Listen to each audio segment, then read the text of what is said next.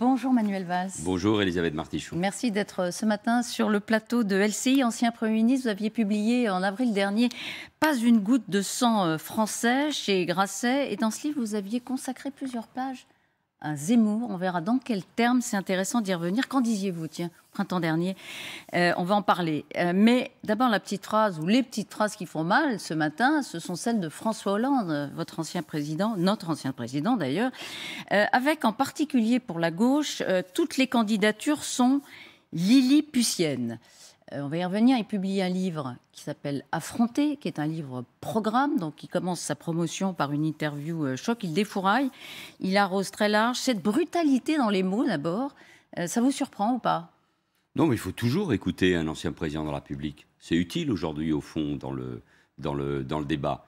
Et moi, comme lui, sans doute, ou comme d'autres, je m'interroge surtout sur le destin de notre pays. Parce que je crois qu'au fond, l'essentiel... C'est de l'humour ou pas? Non, c'est d'essayer de répondre. C'est une façon de dire que lui, il ferait mieux de s'occuper plus de son pays que de flinguer les uns et les autres. Non, mais je n'ai pas lu son livre, donc je ne doute pas un seul instant qu'il évoque les grands sujets du pays, l'économie, le changement climatique, les problèmes d'éducation, les enjeux industriels, l'avenir de l'Europe. Bref, à lui de faire sa promotion.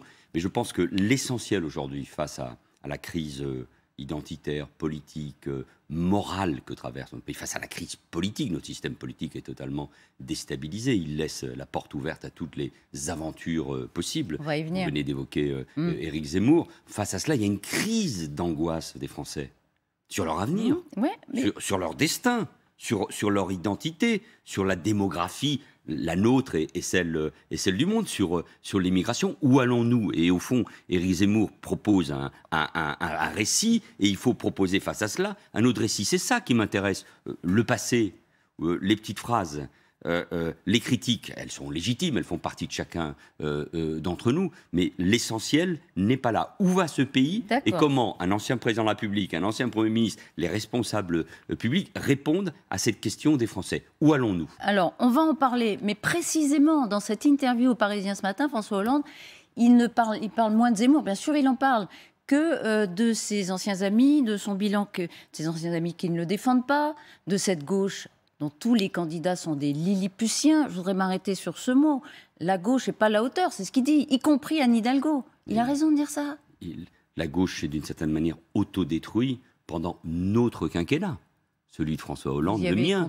J'étais ministre de l'Intérieur et Premier ministre, parce qu'elle n'a pas assumé ce que nous avons fait dans la lutte contre le terrorisme, en matière d'immigration, et bien sûr sur le plan économique, c'est-à-dire pour soutenir la compétitivité de nos entreprises. D'ailleurs, c'est tout le paradoxe de ce quinquennat de François Hollande et du nôtre, c'est que les mesures économiques, le pacte de compétitivité, l'offre, a plutôt servi, y compris la réforme que j'ai menée, qui m'a coûté cher, du marché de l'emploi, qui a servi au quinquennat suivant. Non, la gauche n'a pas su répondre. D'ailleurs, une partie d'entre elles est dans la cancel culture, dans le wokisme, ce courant qui vient des États-Unis. Oui, dans ce que j'ai appelé moi-même l'islamo-gauchisme. Non, pas seulement. On le retrouve aussi chez les Verts.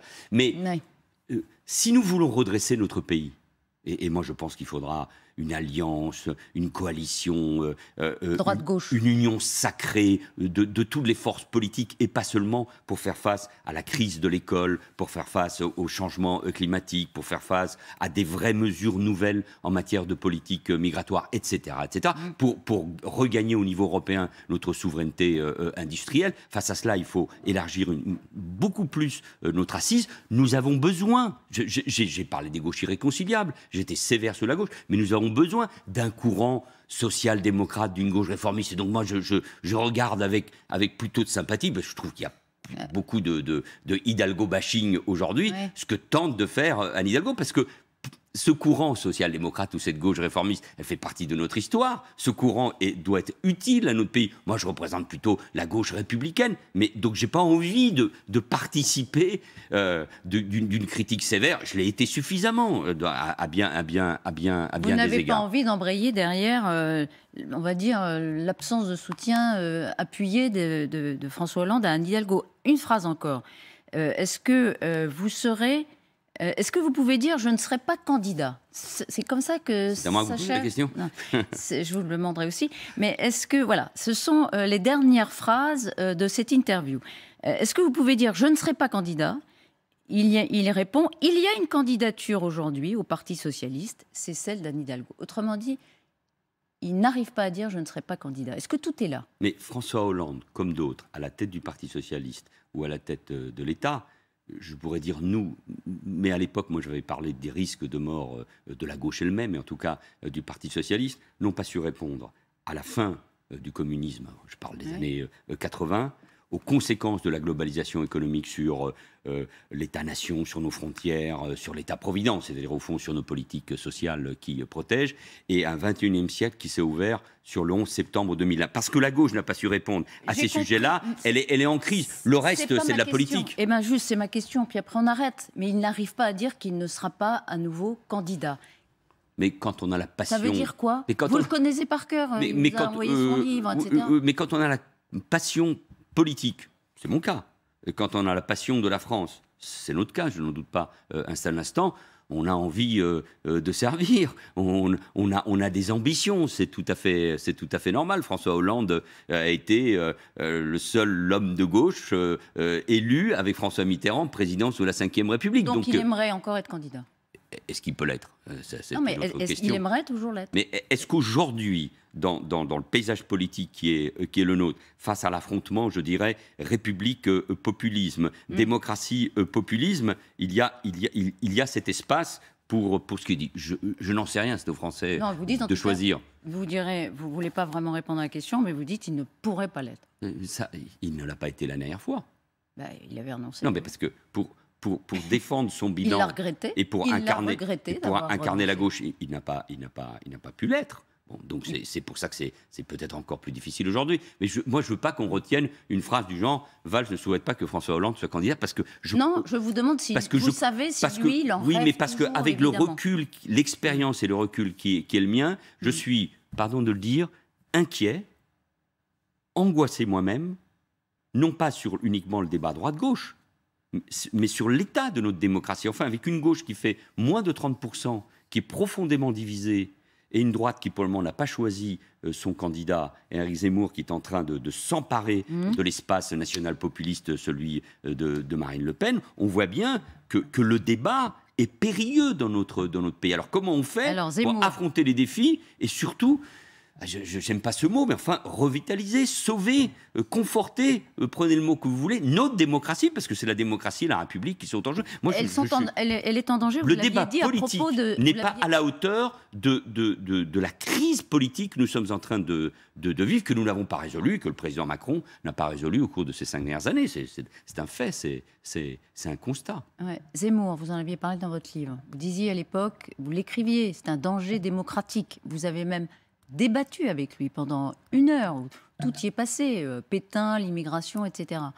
D'abord, qu'est-ce que vous pensez de ce phénomène? Est-ce qu'il était un danger démocratique en avril? Maintenant, c'est un danger politique pour la France? Bien sûr, mais il correspond à quelque chose.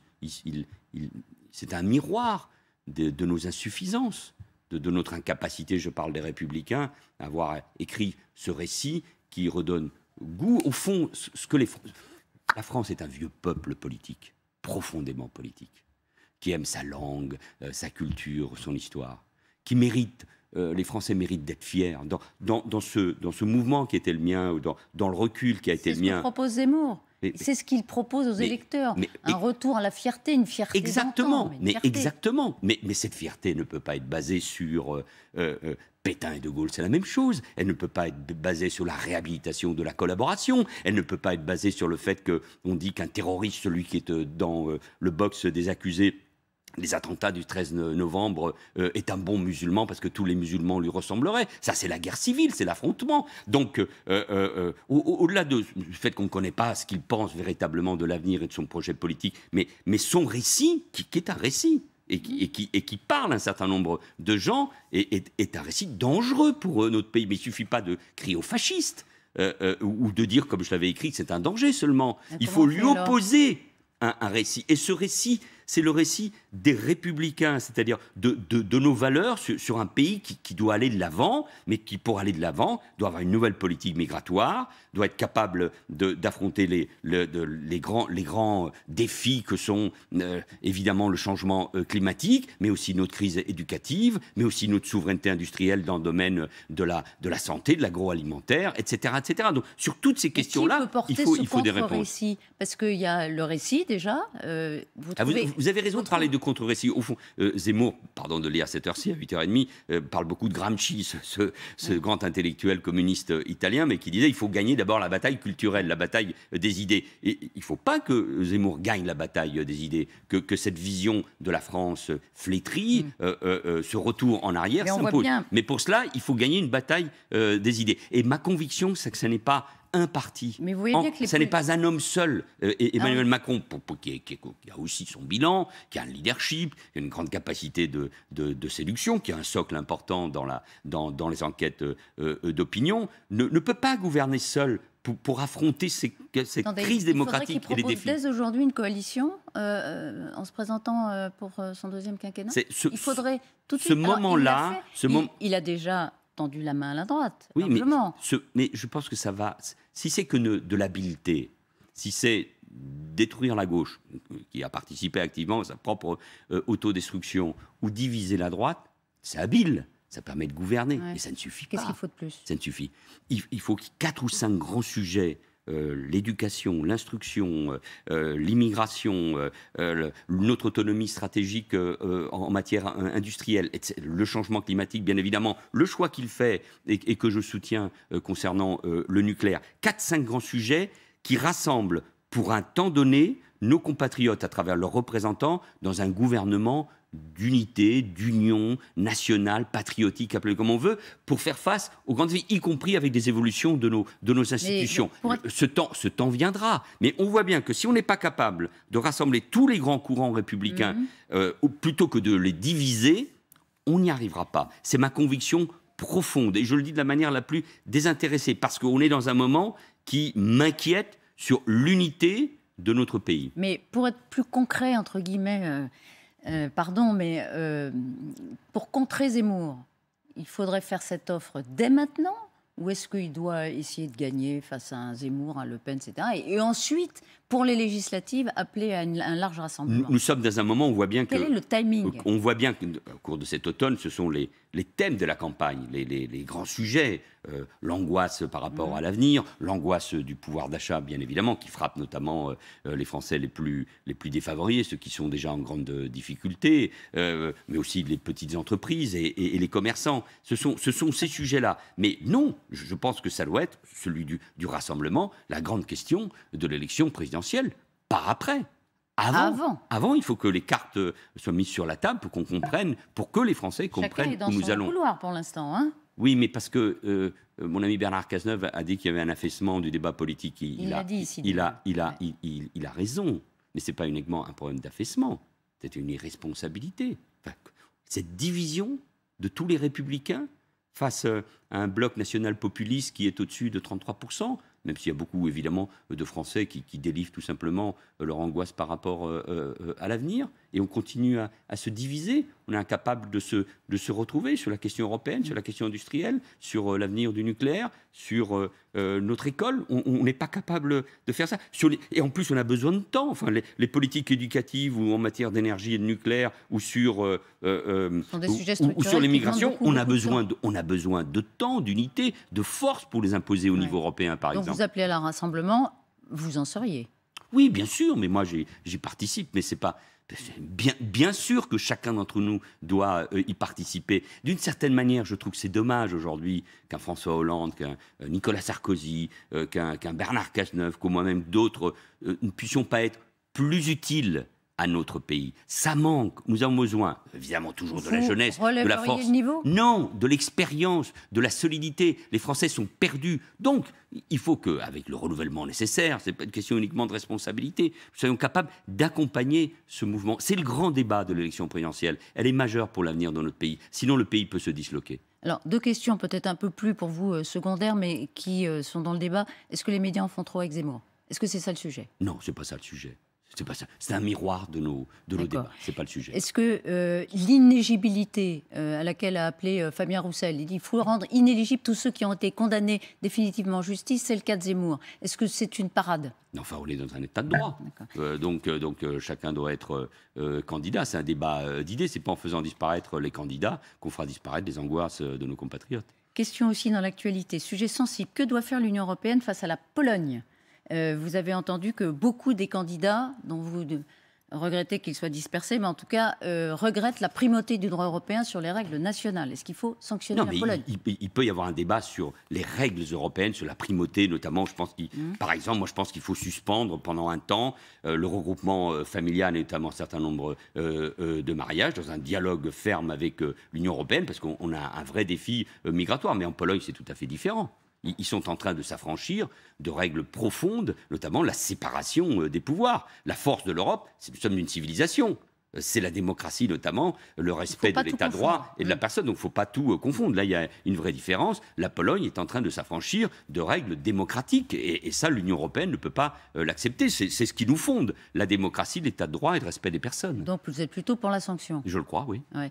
L'actualité, hausse des prix de l'essence. Le gouvernement, là aussi, cherche la parade entre hausse des taxes et chèque carburant. Les deux solutions ont chacune des gros inconvénients. Qu'est-ce qu'il faudrait faire pour soulager le portefeuille des Français? Il faut répondre à cette angoisse. C'est le pouvoir d'achat. L'angoisse du pouvoir d'achat de celui ou de celle qui doit prendre sa voiture dans les zones périurbaines, dans les territoires ruraux, ces commerçants qui n'y arrivent plus. Les Français ont le sentiment majoritairement que leur pouvoir d'achat a baissé au cours de ces dernières années. Et on sait bien que l'angoisse pour pouvoir rouler ou pour se chauffer, elle est terrible. Donc il faut des mesures simples. Ça n'est pas facile, il n'y a pas de baguette magique, mais il faut en effet une baisse des taxes, des surtaxes, de la TVA. Ça peut être temporaire, ça doit être simple, fort, massif. Ça va. Massif? Oui. Il faut accepter que ça coûte alors que nos finances sont déjà évidemment tellement plombées par... le quoi qu'il en coûte. Oui, mais il y a beaucoup d'argent qui rentre aussi grâce à ces taxes. Oui, mais pour que les Français comprennent que c'est significatif, il faut que ça soit 10, 12... oui, il faut que ça soit 10, 12, 13 centimes, sinon on ne comprend pas. Ça peut être temporaire, bien évidemment. Donc, il faut que ça soit... C'est ce moment-là. Écoutez, on a dépensé beaucoup jusqu'à maintenant. Le quoi qu'il en coûte a été extrêmement Il ne faut pas que la main tremble. Il faut y aller. L'Union européenne, aujourd'hui, propose aux États toute une série de dispositifs. L'échec risque d'être injuste, c'est long à mettre en œuvre, ça ne va pas être compris. Non, il faut que ça soit fort, massif, rapide, temporaire, pour que les Français comprennent que nous répondons, qu'on répond à leur attente, à leur angoisse. Vous êtes ancien Premier ministre, ancien ministre de l'Intérieur, ancien. Vous êtes futur quoi? Moi, je suis toujours français, je suis toujours patriote. Ouais. Bon. Je participe fonctionnellement, si je puis dire, à ce débat. Mais ceux qui ont exercé les plus de responsabilités du pays, en plus dans des moments particulièrement difficiles, crise économique, crise de l'euro, crise terroriste, crise politique au sein de la gauche, on a des réussites, on a des échecs, mais en tout cas, on a de l'expérience. Et j'aime ce pays. Et la France a toujours un message à passer au monde. C'est un message universel, c'est un pays extraordinaire. Les Français n'y croient pas. Oui, mais voilà. Alors, moi, je veux participer avec d'autres, modestement, mais avec beaucoup d'énergie, à ce qu'on retrouve de la fierté d'être français. Et il y a de quoi. Et donc, moi, tant que j'ai cette force, je crois dans cette démocratie, dans cette République et dans ce peuple qui compte dans le monde. Quand on regarde de l'étranger, ça a été mon cas pendant 3 ans, je veux dire, quand même, quel grand pays. Vous pourriez travailler avec un président de droite républicain? Je travaillerai toujours avec des républicains, de gauche, de droite, avec le président actuel. On est dans un moment trop grave pour se permettre des petits calculs ou des divisions. Merci Manuel Valls d'avoir été l'invité ce matin de LCI. Bonne journée à tous.